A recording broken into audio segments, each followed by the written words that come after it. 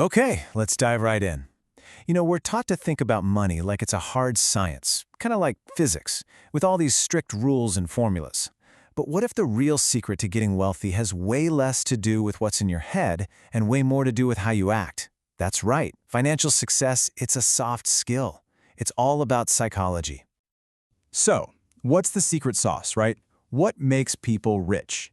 Your mind probably jumps to a super high IQ, or maybe a PhD from a fancy university. We look at the world of finance and we see these geniuses, these rocket scientists. But is that really what separates the haves from the have-nots? To really get at this, let's look at two completely different stories. On one side, you've got this tech executive, and this guy was a legit genius. He patented key parts of the Wi-Fi tech we all use, made an absolute fortune. But he was also the kind of guy who would, for fun, toss $1,000 gold coins into the ocean. And yeah, you guessed it, he went completely broke. Now on the other side, you've got a guy named Ronald Read. His story couldn't be more different. He was a janitor, a gas station attendant, lived a really quiet, simple life. So, when Ronald Read passed away at 92, nobody expected much. But then the will was read and jaws just dropped.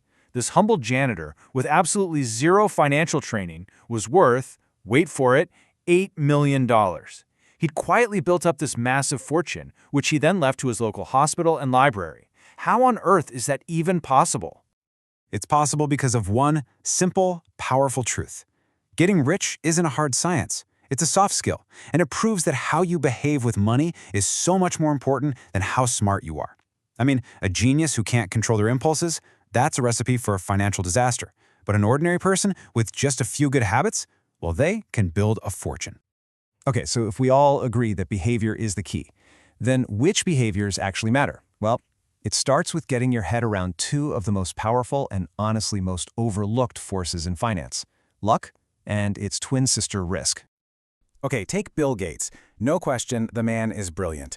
But you cannot tell his story without talking about his absolutely insane 1 in a million luck. Just look at these numbers.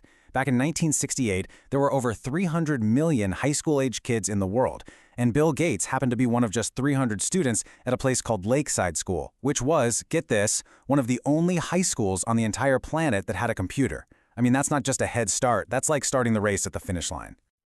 But here's the thing. For every story of incredible luck, there's a flip side to that coin, and it's called risk.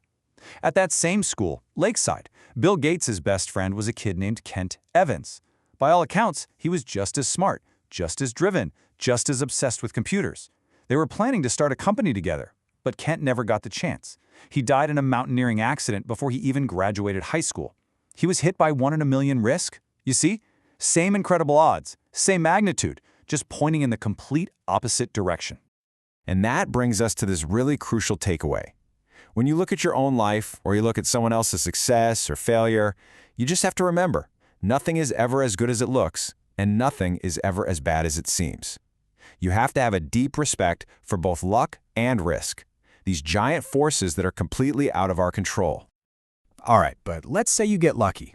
You achieve some success. That's when you have to face a whole new demon, a really dangerous psychological trap, the poison of more. I want you to meet Rajat Gupta. His story is, well, it's the definition of rags to riches. He was literally an orphan on the streets of Calcutta.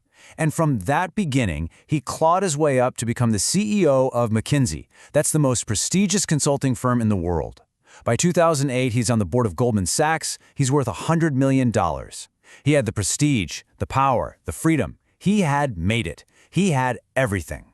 But it wasn't enough. See, Gupta wanted to be a billionaire. And this is where it all went wrong. To get the money he absolutely did not need, he risked all the money that he did need. He used his inside information from the Goldman Sachs board to do a little insider trading. He made a few extra million, but he got caught.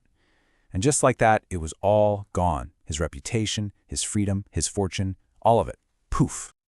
This is a classic case of what's called the moving goalpost. It's so easy to fall into this trap. Honestly, the hardest financial skill in the world is getting that goalpost to just stop moving. It's knowing when you have enough. The problem is, we're always looking over our shoulder, right? Social comparison is the thief of joy. The guy making $500,000 a year feels poor because his neighbor makes $1 million. It's a game you just can't win. And the only way to win is to refuse to play. Okay, so if constantly chasing more is a dangerous trap, what's the alternative? What's the real, sustainable secret to building wealth? Well, it comes down to understanding the most powerful force in the universe, compounding. Everybody knows Warren Buffett, right? The ultimate investor. His net worth is, over $84 billion? It's just an absurd number. But look at this chart. This is the amazing part. Almost all of that wealth, like 99% of it, came after he turned 50. His success isn't really about being a once-in-a-generation genius who got crazy returns. It's about getting pretty good, consistent returns for 75 years, uninterrupted. And that is the secret sauce. His skill is investing, sure, but his superpower? It's time. Compounding doesn't need you to be a genius. It doesn't need you to hit home runs every single year. It just needs time to work its magic. A long, steady runway. That's what produces those absolutely mind-bending results. Which brings us to a really important distinction. Getting money and keeping money are two completely different skills. Getting it often requires taking risks, being optimistic, putting yourself out there. But keeping it? That requires the total opposite. It requires humility. It requires a healthy dose of paranoia, this constant awareness that everything you've built could be taken away in an instant. The most critical financial skill isn't growth, it's survival. Okay, so this all brings us to the final and maybe the most important question of all. Why? Why do we even want money in the first place? It's not just to buy fancy cars and big houses. The real prize, the ultimate goal, is something so much more profound. There was this psychologist, Angus Campbell, and he spent his entire career trying to figure out what actually makes people happy. And what he found was kind of surprising. It wasn't your salary, it wasn't the size of your house, or what your job title was. Nope. The single biggest predictor of happiness was simply having a strong sense of control over your own life. And that, right there, is the greatest thing money can ever buy you. It's not the luxury goods. It's control. It's the ability to do what you want, when you want, with the people you want, for as long as you want. That freedom, that autonomy, that is the highest dividend money will ever pay. So I want to leave you with this thought. Forget for a second about what you could buy with more money. Instead, ask yourself what it would let you do. What would your life look like if you could wake up every single morning and say, I can do whatever I want today? Answering that question, that's the real secret to understanding the psychology of money.